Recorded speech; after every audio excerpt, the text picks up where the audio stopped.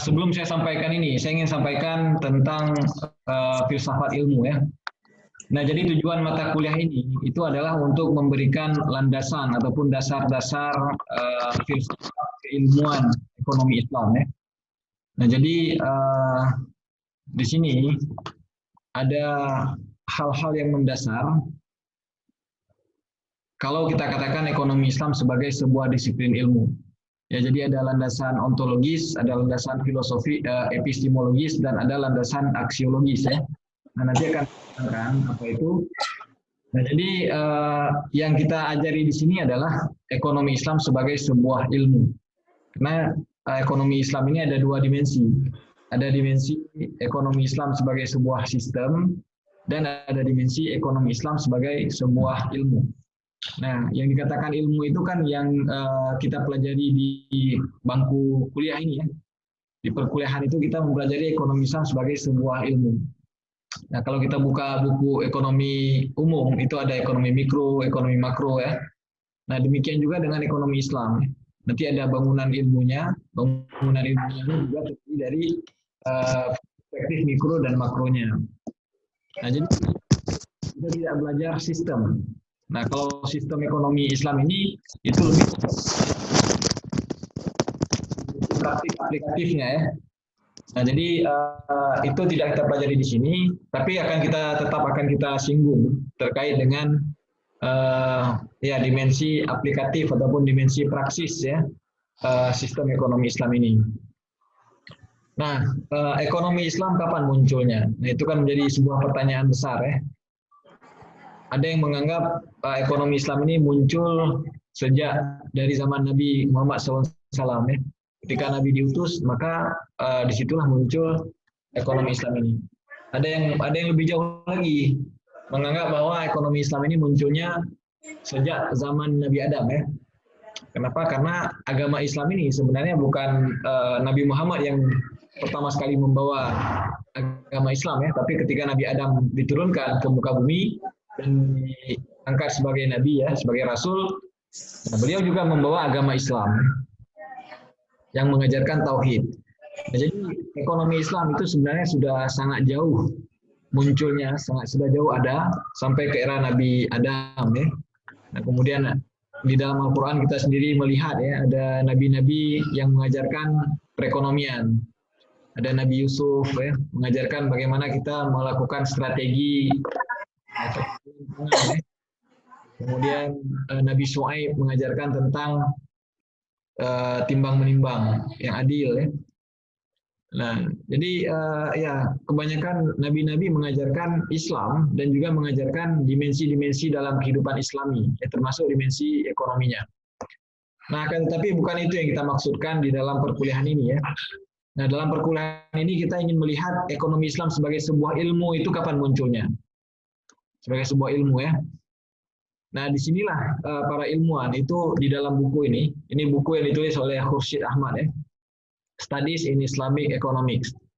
Nah, Khursyid Ahmad itu menarik garis munculnya ilmu ekonomi Islam itu pada tahun 1976. Kenapa? Karena di tahun ini diambil karena bukan karena ilmunya sudah lengkap ya, tapi karena momennya.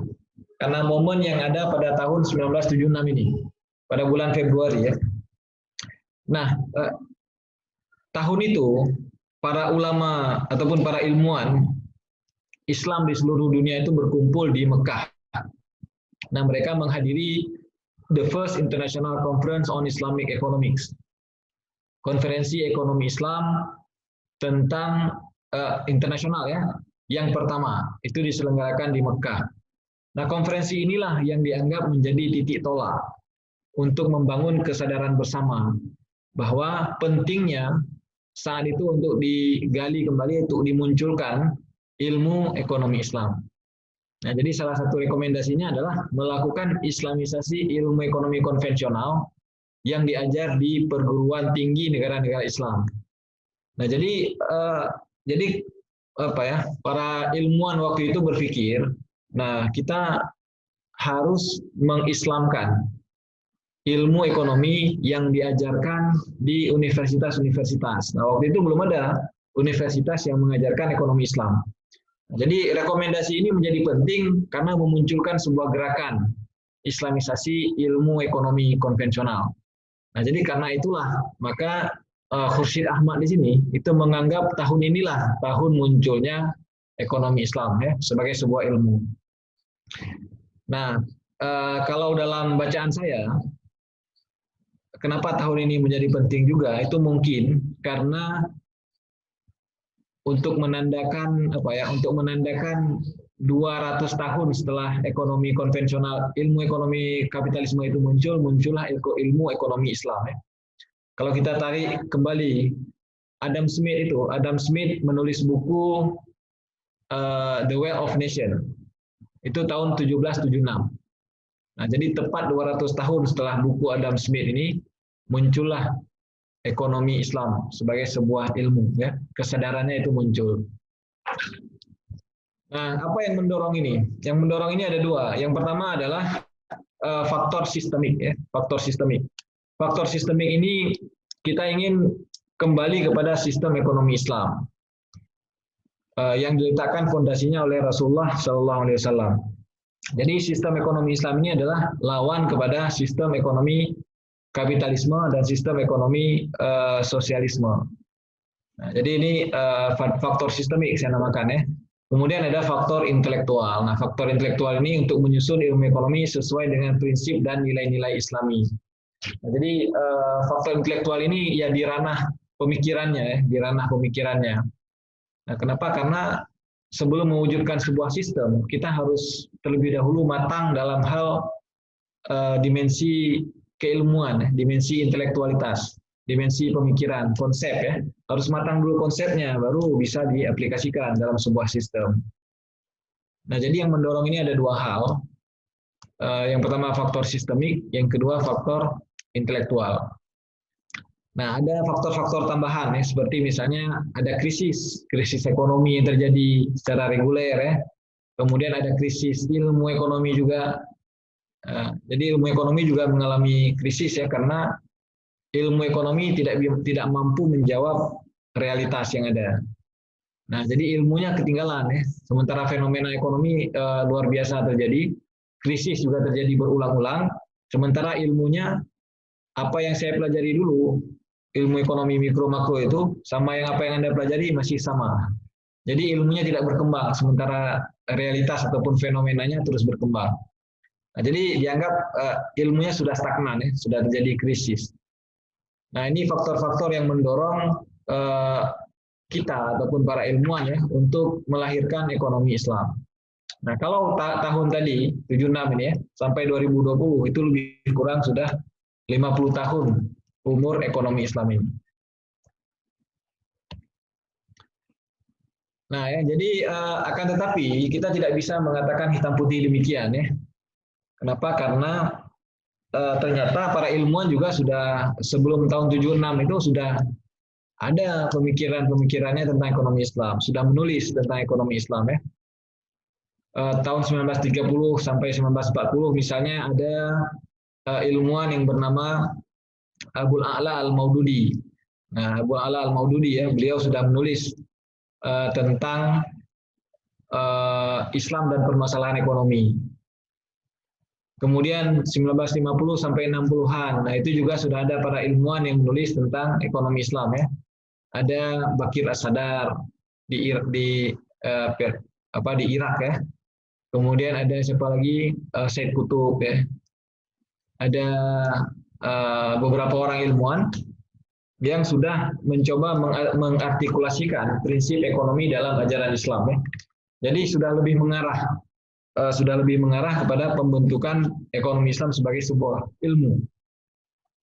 Nah, kemudian tahun 1970-an sampai 1980-an, nah ini sudah lebih solid ya. Nah, disinilah tahun tadi itu muncul, 1976 ya. Nah, artinya di saat ini itu momentumnya sudah sangat luar biasa ya.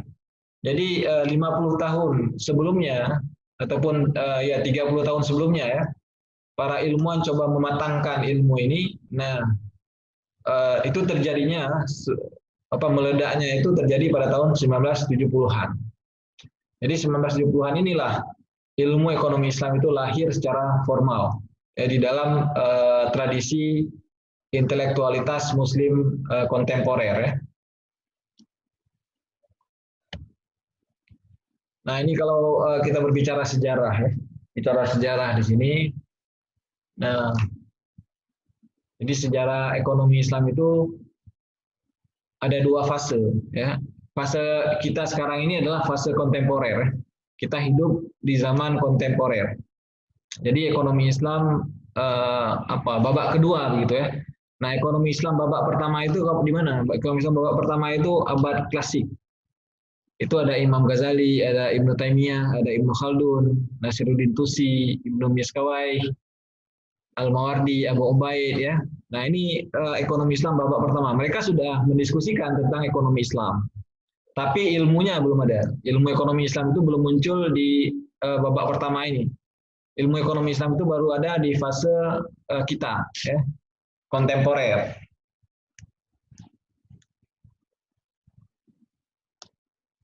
Ya.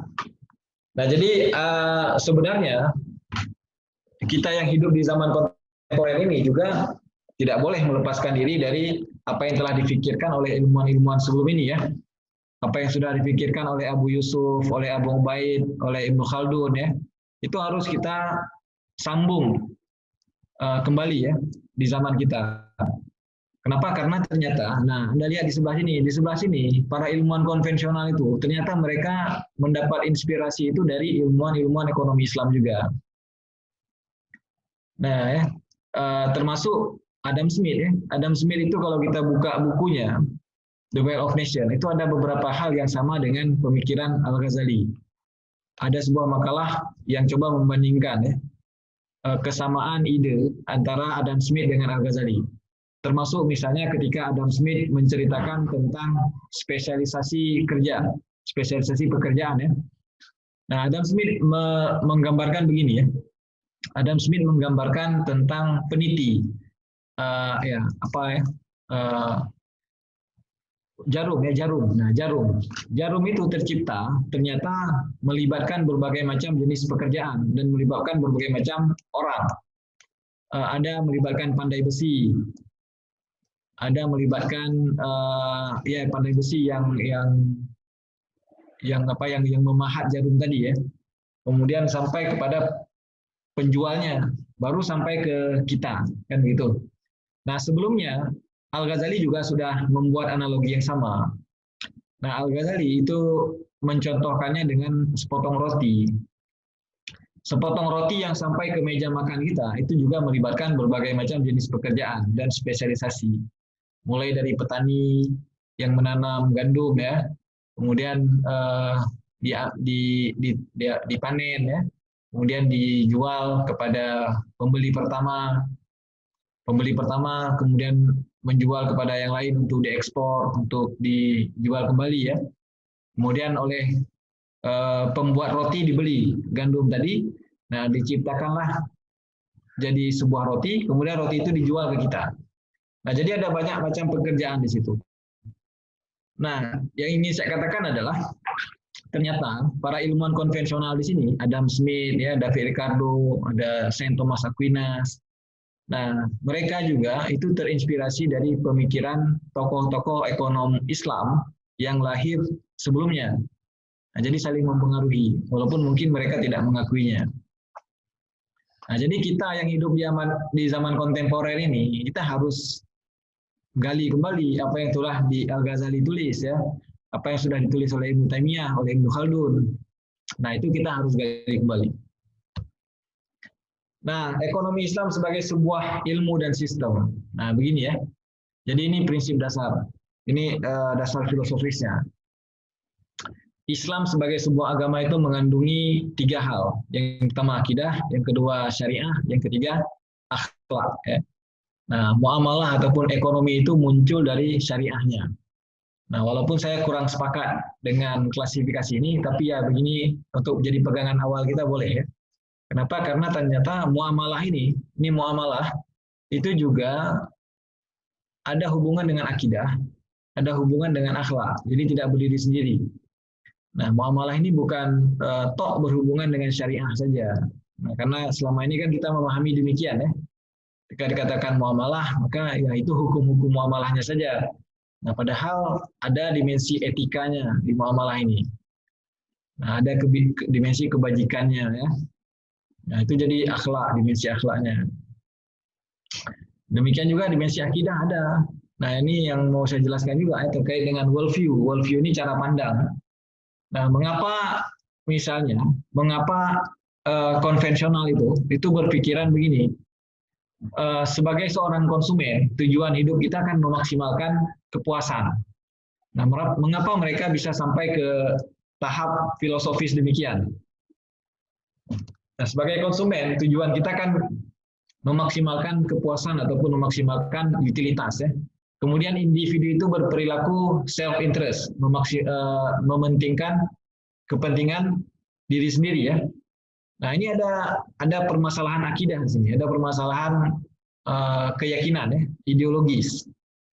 Nah, karena ilmu ekonomi itu dibangun dalam kerangka berpikir paradigma materialisme ya.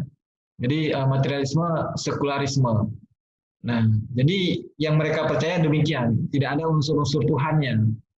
Nah, sementara kita, akidah kita kan berbeda dengan konvensional ya. Nah, jadi kita tidak percaya kepada teori yang mengatakan bahwa manusia itu mementingkan kepentingan diri. Karena secara akidah, nah kita diajarkan bahwa manusia ini makhluk sosial. Nah, untuk supaya kita bisa selamat hidup di dunia, nah kita juga harus mementingkan kepentingan orang lain. Contohnya dengan cara berbagi ya. Contohnya bayar zakat, berinfak. Nah, ini kan artinya kita mementingkan juga kepentingan orang lain. Nah, jadi itu juga untuk kepentingan diri kita juga supaya bisa selamat hidup di dunia dan di akhirat. Nah, jadi ada dimensi-dimensi yang apa ya? Yang ternyata ini juga mempengaruhi muamalah tadi.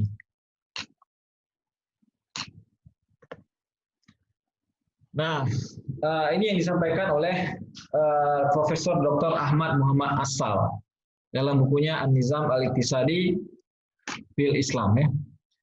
Beliau mengatakan begini, Innal iqtisad al-islami juz'un min nizamil islami syamil iza kana al-iqtisadul wada'i bisababi zurufi nas'atihi qad infasala tamaman anid din fa inna ahamma ma yumayyizu al-iqtisad al-islami huwa irtibatuhu tam bidinil islam aqidatan wa syari'atan. Nah, ini yang saya katakan tadi ya. Sesungguhnya ekonomi Islam adalah bagian integral dari sistem Islam yang sempurna. Apabila ekonomi konvensional dengan sebab situasi kelahirannya terpisah secara sempurna dari agama, maka keistimewaan terpenting ekonomi Islam adalah keterkaitannya secara sempurna dengan Islam itu sendiri, yaitu akidah dan syariah. Nah, jadi ekonomi Islam ini itu tidak kita pisahkan antara syariah, akidah, dan akhlak, tapi itu ada hubungannya. Dia lahir dari dimensi itu tadi, dimensi Islam sebagai sebuah agama, kemudian Islam akidah, Islam syariah, dan Islam akhlak tadi ya. Muncullah muamalah ataupun ekonomi Islam, iqtisad al-islami. Nah, ini sebuah kutipan yang penting.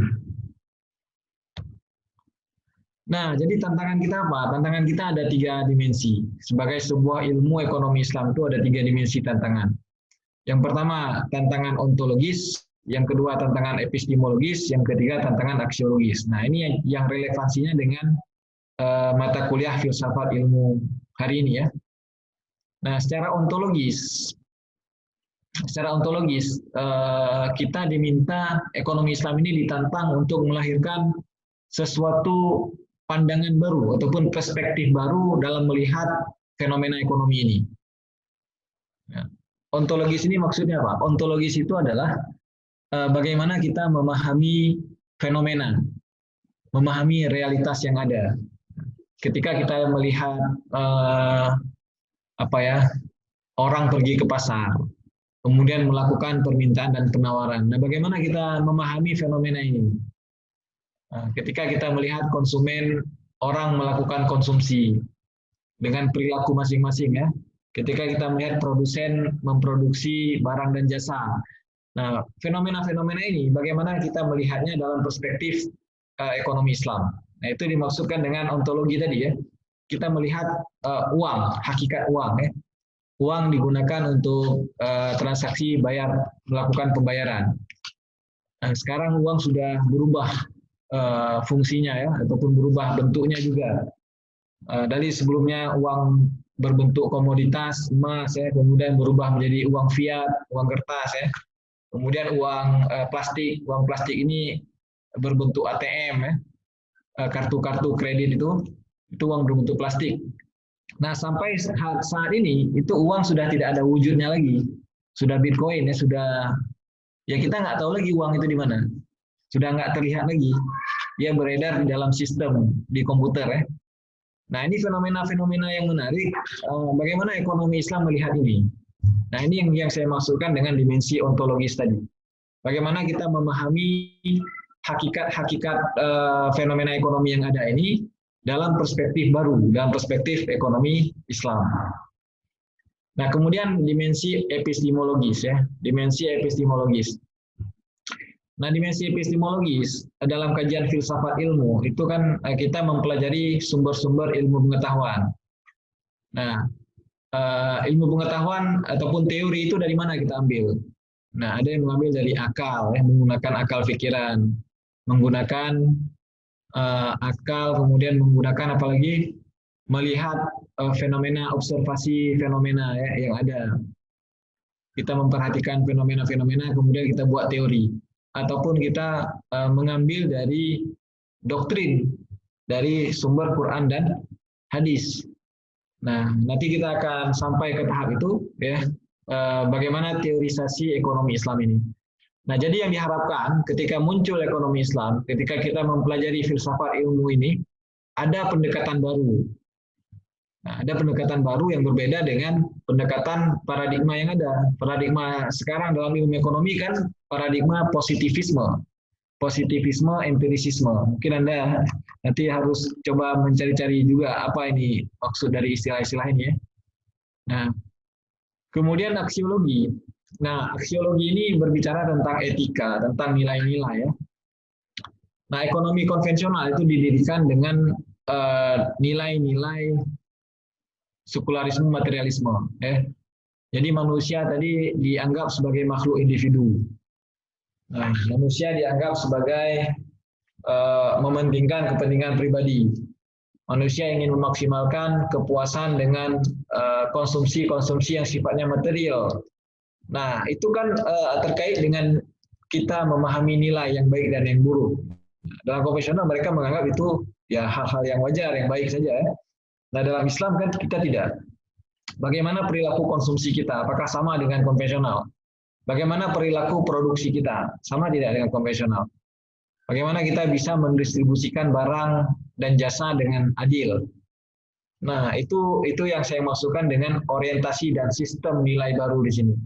Nah, jadi ekonomi Islam itu ditantang untuk mampu melahirkan gagasan-gagasan baru, pendekatan baru, kemudian orientasi dan sistem nilai baru yang berbeda dengan ekonomi konvensional. Barulah kalau bisa ini dilakukan, baru orang akan menganggap ekonomi Islam itu sesuatu yang penting.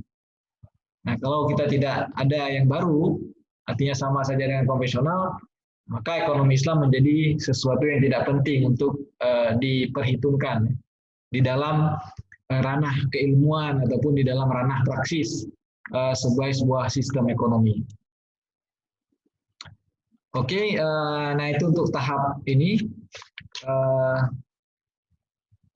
Silakan kalau ada yang ingin bertanya, saya kasih kesempatan dulu. Apakah ada yang ingin bertanya?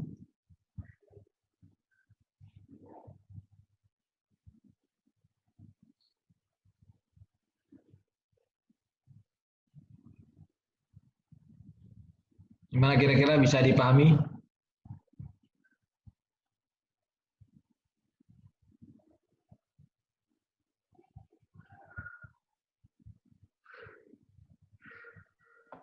Pak, mohon maaf Pak, penerangan sedikit Pak. Ya, silakan.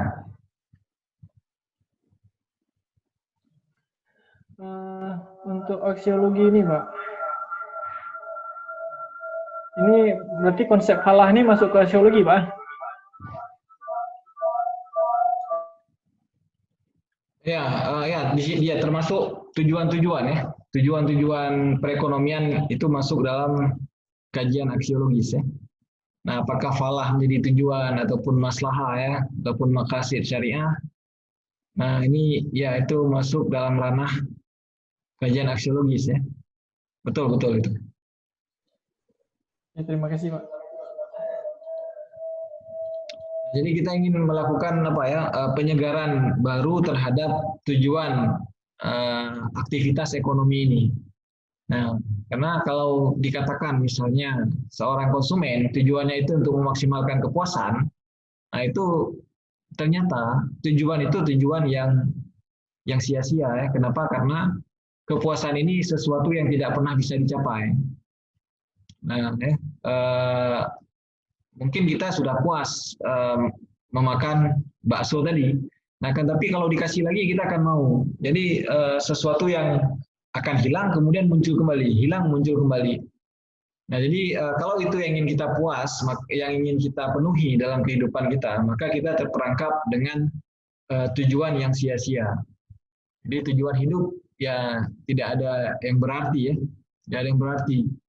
Nah, ini yang disampaikan oleh Rasulullah dalam sebuah hadis bahwa manusia itu kalau sudah ada satu gunung emas, nah, tetap ingin satu gunung emas yang lain. Nah, sudah ada lagi tetap ingin satu gunung emas yang lain. Jadi tidak pernah terpuaskan. Sehingga kita mencium tanah, kan demikian. Nah, kalau itu dianggap sebagai tujuan hidup, maka tujuan hidup kita sia-sia. Kenapa? Karena setelah kita meninggal, itu semuanya menjadi tidak bermakna, kan? Nah, karena itu tujuan ekonomi harus dialihkan dari tujuan yang sifatnya jangka pendek tadi kepada tujuan-tujuan yang lebih tinggi ya, lebih tinggi, lebih jauh. Nah, ini tujuan-tujuan spiritual, tujuan ukhrawi, tujuan moralitas ya. Nah, ini yang hilang juga di dalam dimensi ekonomi konvensional. Nah, kalau kita mengkaji aksiologis, kita akan sampai ke tahap itu nanti.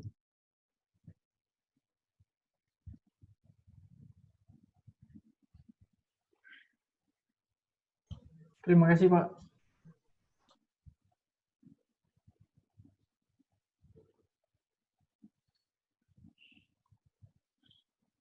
Oke, mungkin kita manfaatkan sedikit waktu lagi ya untuk melihat sistem ekonomi Islam ya. Nah, sistem ekonomi Islam ini tadi sebagai sebuah ilmu ya, sekarang sebagai sebuah sistem. Nah, di dunia ini kan ada 3 sistem ekonomi ya, ada 3. Nah, ada sistem kapitalisme, kemudian sistem sosialisme, kemudian sistem Islam ya, sebagai sebuah sistem Islam. Nah, kalau orang bertanya apa itu sistem ekonomi, sudah ada tidak sistem ekonomi Islam? Nah, mungkin memang kita agak sedikit kewalahan dalam menjawab ya. Misalnya orang bertanya, tunjukkan di mana negara yang menerapkan sistem ekonomi Islam. Kita kewalahan menjawabnya. Nah, kan tapi kalau tunjukkan di mana negara yang menerapkan sistem kapitalisme, ini mudah. Ada Amerika, ada Inggris ya. Negara-negara Eropa kebanyakannya kapitalis, Jepang, termasuk Indonesia, kita kapitalisme. Kalau negara-negara sosialisme, itu contohnya Cina, Rusia, ya. Lagi Kuba. Nah, ini negara-negara sosialisme. Nah, kita ingin memunculkan ekonomi Islam ini. Nah, ini yang sesuatu menjadi PR kita ya.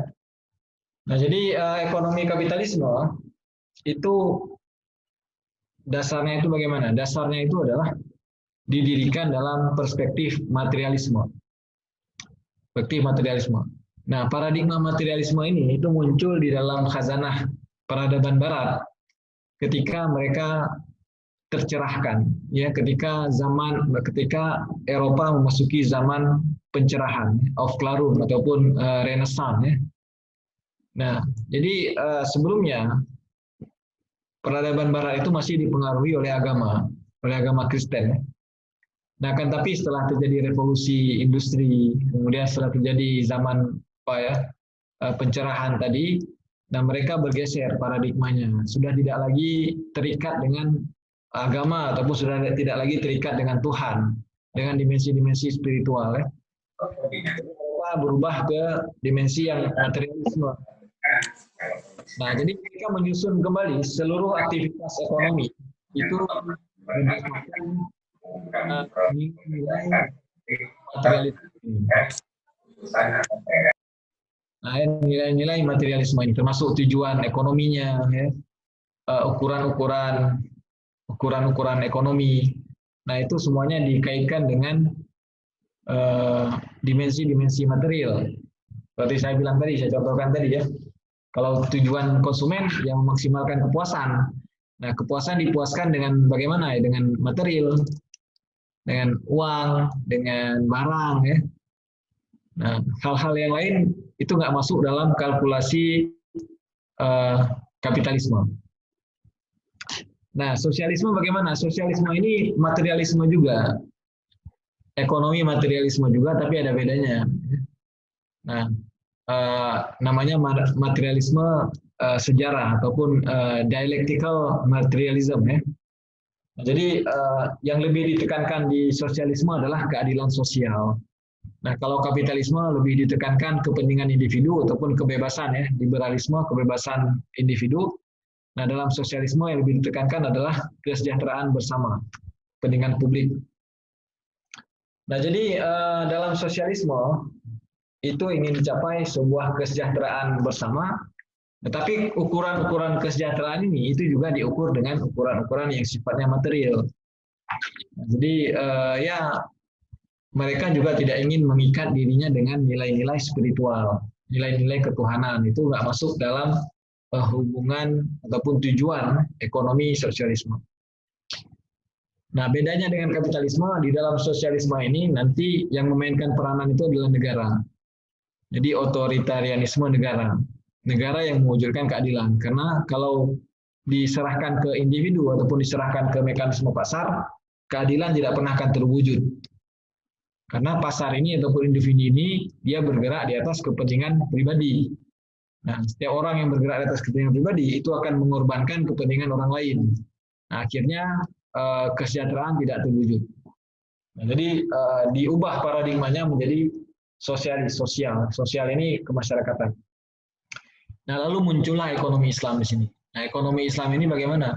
Ekonomi Islam itu didirikan di atas paradigma syariah, paradigma Islam sebagai sebuah agama.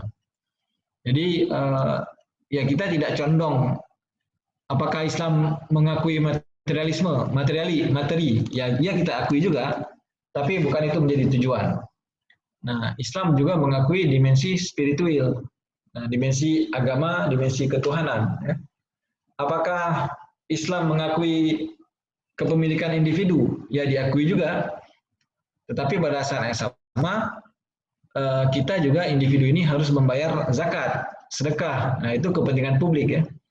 Nah, jadi ada harmonisasi antara kepentingan individu dengan kepentingan publik. Nah, apakah ekonomi Islam ini mengakui mekanisme pasar? Ya, diakui juga. Buktinya Nabi ketika terjadi naik harga di pasar Madinah ya, Nabi tidak mengintervensi mekanisme pasar. Kenapa? Karena waktu itu kenaikan harga itu terjadi karena musim kemarau. Musim kemarau gagal panen, nah wajar harga naik. Nah, kalau Nabi tetapkan harga, justru Nabi berlaku tidak adil kepada para petani. Karena petani ketika musim kemarau terjadi, itu kan cost produksinya tinggi. Nah, kalau ditetapkan harga, akan merugikan petani. Nah, jadi Islam juga mengakui mekanisme pasar. Akan tapi berdasarkan yang sama, ada peran negara. Nah, peran negara juga penting ya dalam sistem ekonomi Islam. Karena itu ada lembaga Hizbah, Muhtasib ya, ataupun Wilayatul Hizbah, yang tugasnya itu melakukan pengawasan pasar, mengontrol pasar ya. Tidak boleh ada kecurangan, tidak boleh ada riba, penimbunan, ya. Nah, untuk memastikan bahwa harga yang berlaku di pasar itu adalah harga yang adil. Nah, jadi ekonomi Islam ini itu lebih, walaupun ada persamaan dengan kapitalisme ataupun ada persamaan dengan sosialisme, nah persamaan itu kebetulan saja, bukan karena keduanya berdasarkan landasan yang sama, ya. Kebetulan sama. Nah, kenapa? Karena ekonomi Islam ini digali dari dasar Islam itu sendiri. Tidak meminjam dari kapitalisme, tidak meminjam dari sosialisme. Perbedaannya akan lebih banyak kita temui dibandingkan dengan persamaan di antara kapitalisme dan sosialisme ini. Nah, ya. Oke, nanti yang lain bisa dibaca saja di sini. Yang jelas ekonomi Islam sudah berkembang di seluruh dunia, ya, termasuk di negara-negara barat. Walaupun seperti Fadilul bilang tadi, ya, ketika dikatakan ekonomi Islam yang terbayang itu ya bank syariah. Padahal ekonomi Islam lebih dari bank syariah. Di sini kalau bank syariah itu di Inggris sudah ada, di Perancis sudah ada, di Malta sudah ada, Jerman, ya, Thailand, Jordan, semuanya sudah memiliki bank syariah, Singapura, Indonesia apalagi, ya. Nah. Oke, mungkin demikian kuliah kita pada hari ini. Silakan kalau ada yang ingin memberikan pertanyaan atau tanggapan.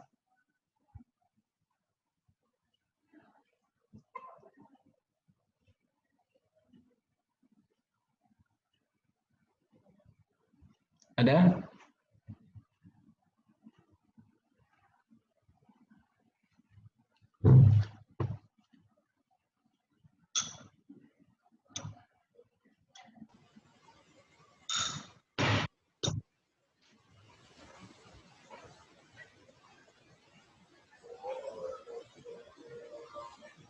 Assalamualaikum warahmatullahi wabarakatuh.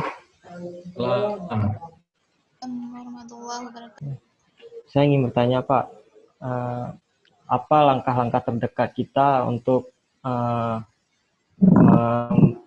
tidak memberi perkembangan kepada ekonomi kapitalis dan sosialis, Pak, dan lebih mengedepankan ekonomi syariah di masyarakat. Terima kasih. Oke, ya. Nah, ini menjadi tantangan juga, ya. Kenapa? Karena ternyata masyarakat yang muslim saja itu belum sepenuhnya paham ataupun belum sepenuhnya membela ekonomi syariah ini. Justru kita lihat sebagian orang muslim, ya, lebih enak, lebih mengedepankan sistem konvensional, ya, termasuk dalam perbankan misalnya, kan. Mereka sudah terlalu nyaman dengan sistem riba, dengan sistem konvensional yang ada, sehingga ketika diajak berubah kepada sistem syariah, keberatan. Nah, ini realitas yang terjadi pada hari ini, ya. Ini juga menjadi tantangan di mahasiswa S2 ekonomi syariah ini. Bisa tidak kita merubah paradigma itu? Nah, bisa tidak kita merubah paradigma ini, ya? Karena yang menolak ekonomi syariah ini juga justru dari kalangan muslim. Nah, ini lebih berat kita hadapi daripada dengan orang-orang non-muslim, ya. Mungkin Anda pernah mendengar beberapa tokoh itu mengatakan ya tidak, ya, perbankan syariah misalnya sama saja dengan perbankan konvensional.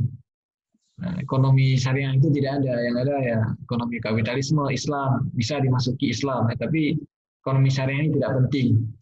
Nah, jadi realitas hari ini adalah setelah 50 tahun kita berkembang, ekonomi Islam ini berkembang, kita harus berhadapan dengan hal-hal ini, ya. Kita masih harus berhadapan dengan peristiwa-peristiwa seperti ini. Nah, ini sangat disayangkan. Nah, tapi ya tidak masalah, karena ini juga menjadi tantangan kita untuk kita jawab, ya, agar ekonomi Islam bisa lebih berkembang dan lebih diterima, ya, dalam masyarakat. Nah, untuk bisa itu maka kita harus lebih dahulu memahami ekonomi Islam ini. Karena kalau kita tidak pahami, bagaimana kita menjawab kepada masyarakat ketika ditanyakan oleh masyarakat apa itu ekonomi Islam, apa itu bank syariah, kita sendiri kewalahan menjawab ya. Nah, jadi Anda nih sudah melangkah ke S2, itu harus menguasai betul konsep ekonomi Islam ini. Baru bisa kita terangkan kepada orang lain. Oke Pak Reza, Ustaz Reza. Ya, Pak, terima kasih Pak. Sangat baik. Oke, mungkin ada lagi? Saya Pak. Ya, silakan. Reza juga Ini Pak, mau tanya masalah yang tadi Pak, yang masalah epistemologi. Saya masih kurang paham Pak. Kira-kira contoh simpelnya yang sekarang itu apa Pak? Nah, Terkait pendekatan baru. epistemologi. Ya Pak. Ya. Epistemologi ini adalah kita mempelajari sumber ilmu. Bagaimana kita memperoleh sebuah ilmu. Nah, untuk memperoleh ilmu, itu kan kalau di dalam konvensional, itu melalui akal, melalui pikiran ya, dan melalui pengalaman. Nah, jadi dua saja yang mereka akui sebagai sumber ilmu. Nah, dalam Islam, epistemologi Islam, kita ada satu sumber ilmu yang lain, yaitu berasal dari wahyu. Wahyu ini dalam bentuk Al-Quran dan hadis. Nah, karena itu ekonomi Islam, teori-teori ekonomi Islam ini juga kita harus lahirkan dari sumber-sumber Al-Quran dan hadis. Bukan dari menggunakan akal saja, ataupun berdasarkan pengalaman, fakta-fakta, observasi fakta saja.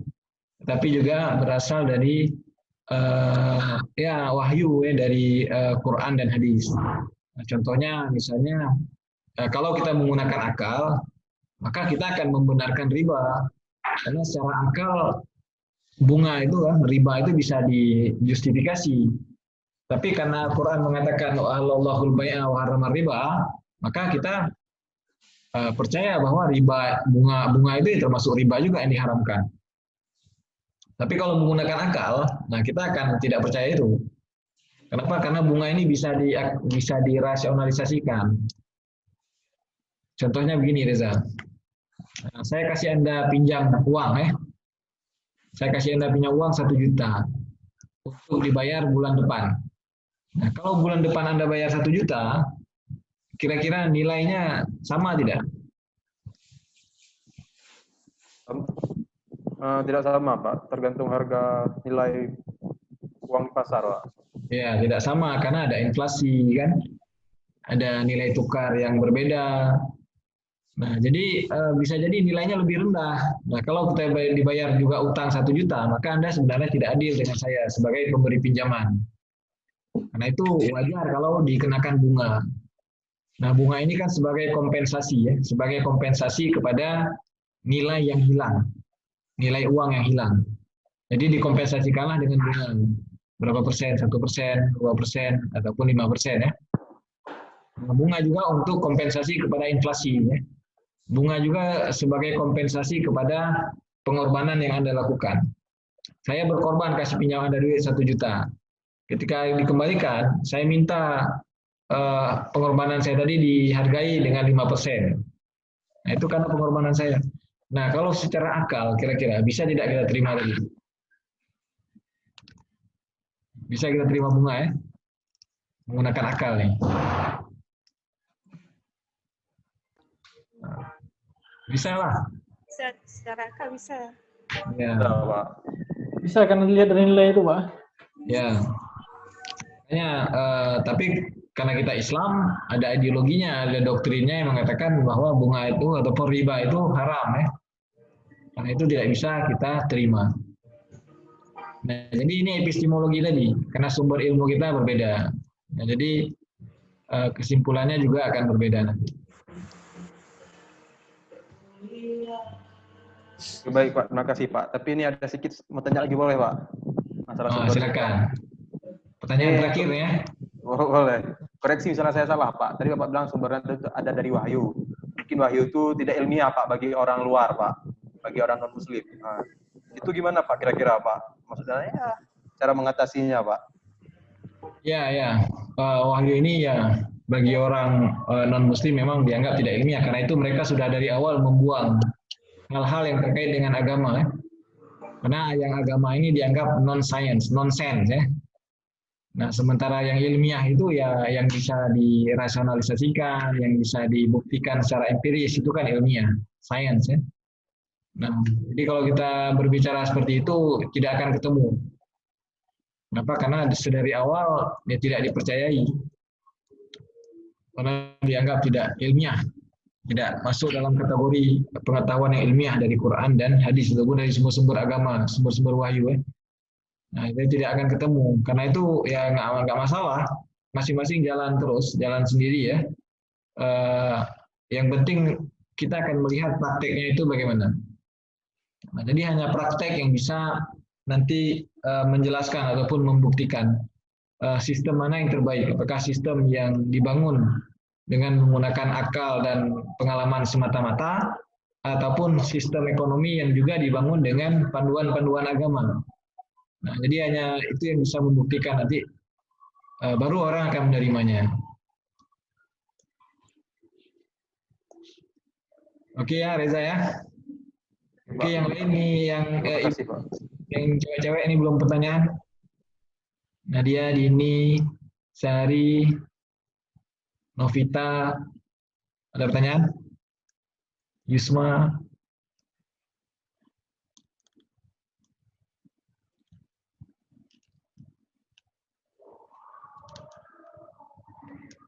Nggak ada ya? Oke, terima kasih ya. Kalau nggak ada, kita cukupkan di sini. Nanti saya akan kasih bahan bacaannya. Kemudian ya Anda juga buat tugas ya.